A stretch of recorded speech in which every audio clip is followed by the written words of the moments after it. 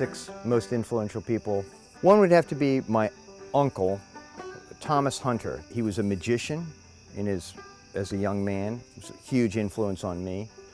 He also played banjo, and he played banjo, Pete Seeger, that folk scene, New York City.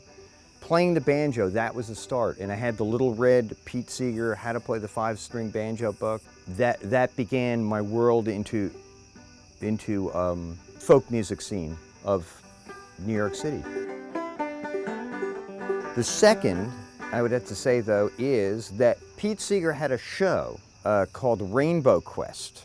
I was watching, and the New Lost City Ramblers came on, and they were playing authentic string band music, pre-bluegrass, with fiddle, banjo, and guitar. Somebody saw AC/DC when you were a teenager, and you would go, "That's it!" Or they saw the Beatles or the Rolling Stones.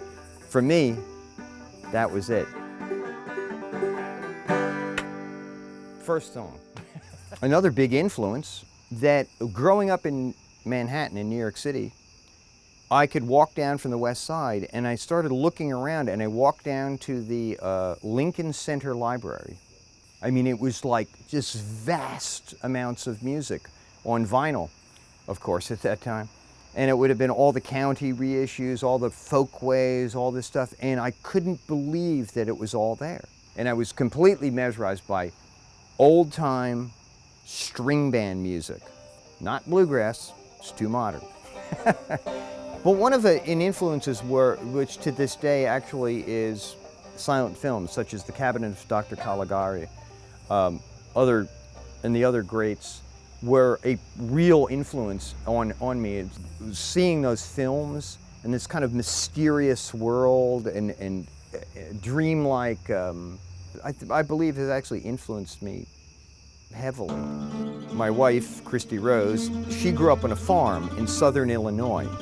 That area influenced me heavily. I've written a lot of instrumental books, and a lot of them have to do with the rivers, areas, a feeling about the place. And I have a little studio there, and I write and record there. And it's out there among the cornfields and bean fields and by the forests and stuff like that. And that has been a big influence on me, actually. And Amédée Ardouin, the great accordion player who did these recordings, and his plaintive voice and his, like the way he sang, it's just him in this Cajun 10-button accordion.